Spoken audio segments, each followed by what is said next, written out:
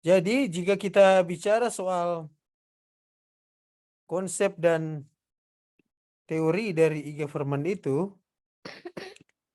maka ada beberapa hal yang harus kita ketahui terkait dengan konsep dan teori e-government. Yang pertama, kita akan melihat konsep dan teori e-government dari orang Indonesia. Baru yang kedua dari luar negeri. Ini beberapa buku yang sudah tuntas saya baca. Mulai dari konsep dan teori Profesor Eko Indrajit. Jadi jika bicara soal e-government, maka Prof. Eko Indrajit itu menekankan tentang demand and supply.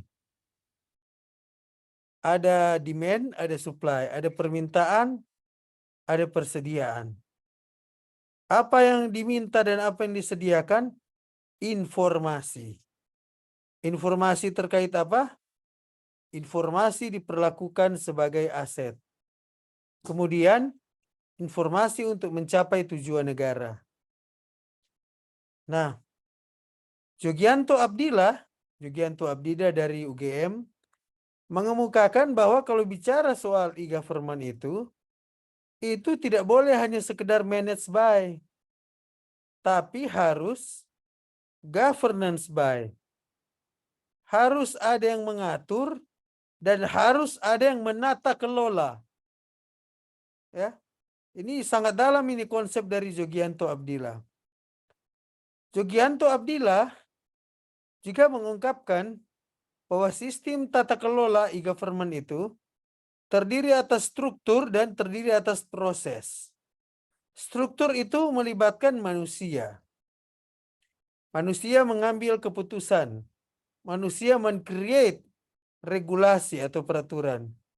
Sedangkan proses itu bicara soal perencanaan, keputusan, mekanisme penyelarasan, implementasi, pengawasan, dan evaluasi kinerja.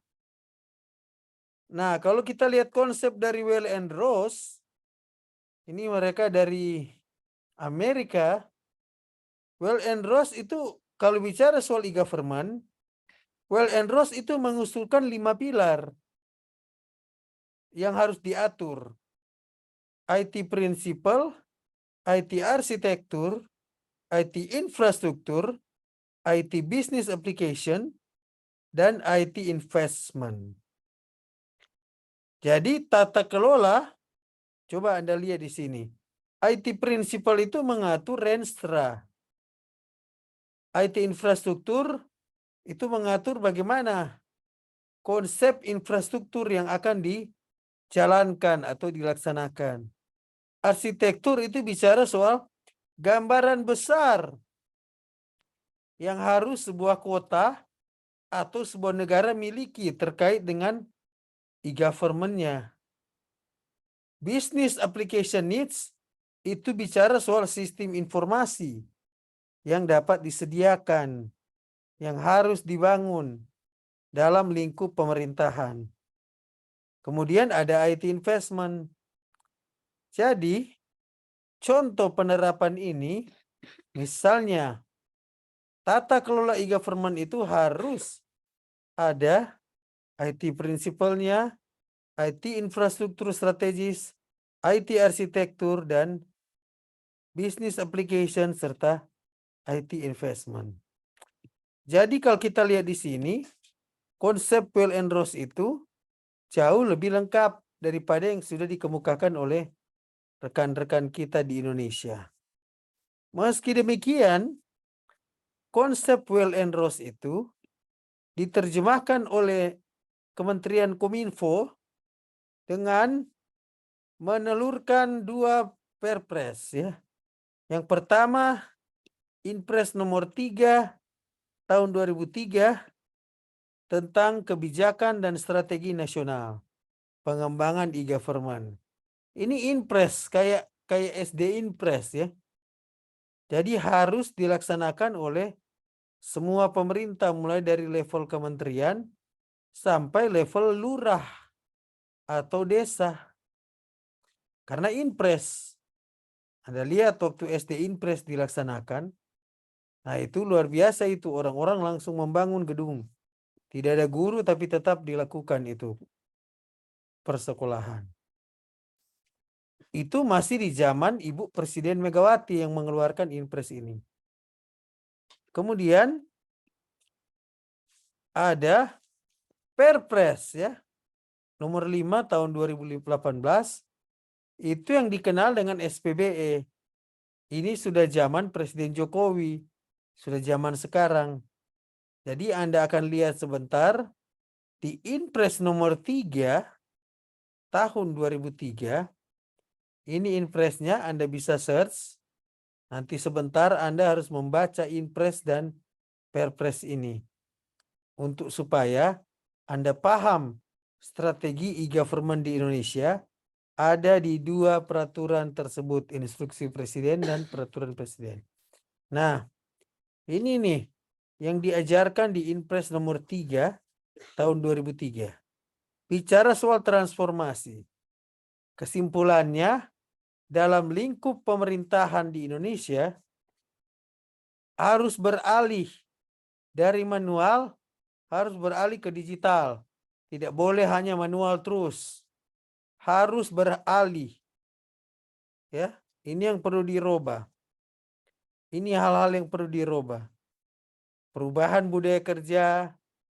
Kalau dulu kerja hanya jam kantor, sekarang kalau ada aplikasi tidak boleh lagi kerja jam kantor, harus 24 jam. Contoh call center 112.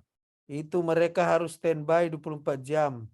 Laporan kebakaran, laporan semua musibah. Mereka telepon, kita telepon di 112, mereka akan datang. Merseni mendesain 112 di Manado dan Bitung. Akhirnya waktu rumah Merseni kebakaran, nah Merseni gunakan itu jasa itu. Kejadian sore. Udah lewat jam kantor dan hari Minggu. Hari Sabtu. Bukan jam kantor. Jadi itu tuh perubahan budaya kerja. Perubahan proses kerja. Dulu kerja lambat, sekarang kerja harus cepat. Ya. Jadi itu amanat dari Inpres nomor 3 tahun 2003. Menekankan tentang transformasi. Apa arti transformasi? Perubahan. Dari dulu menggunakan manual, sekarang harus menggunakan ICT atau TIK. Dari dulu sifatnya government, sekarang harus e-government. Ini perbedaan prinsip dan sangat mendasar yang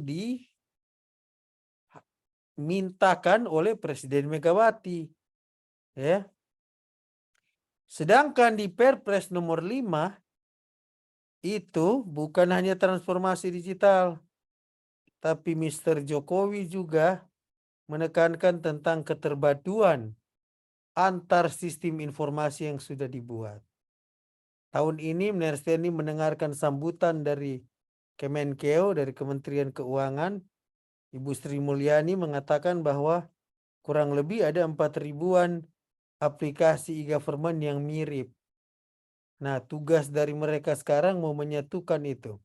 Itu yang namanya keterpaduan. Tidak boleh lagi berdiri sendiri.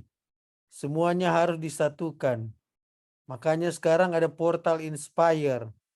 Data mahasiswa harus dikirimkan ke Dikti.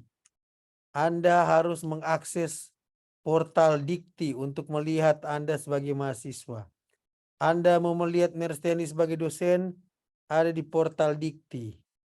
Jadi dosen-dosen harus mengisi sister. Sister itu secara 6 bulanan laporan kinerja dosen, kemudian beban kinerja dosen harus diisi di situ, kemudian diupload secara nasional agar Merseni dapat menerima serdos. Itu ya, semua sudah diatur dari silo menjadi kesatuan. Bayar pajak sekarang hanya e-filing, hanya satu aplikasi seluruh Indonesia. Tidak ada lagi per kota kabupaten membayar pajak. Jadi itu amanat dari SPBE, sistem pemerintahan berbasis elektronik. Kita akan banyak membahas soal SPBE, anak-anakku sekalian, dalam pembahasan kita.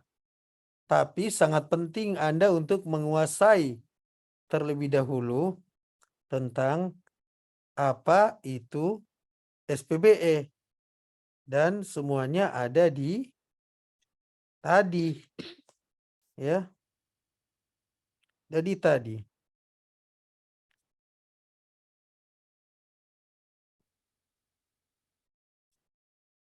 Oke? Neseli kira hanya itu yang perlu disampaikan. Silakan. Kalau ada pertanyaan, sambil Mersteni menyiapkan kode presensi Anda.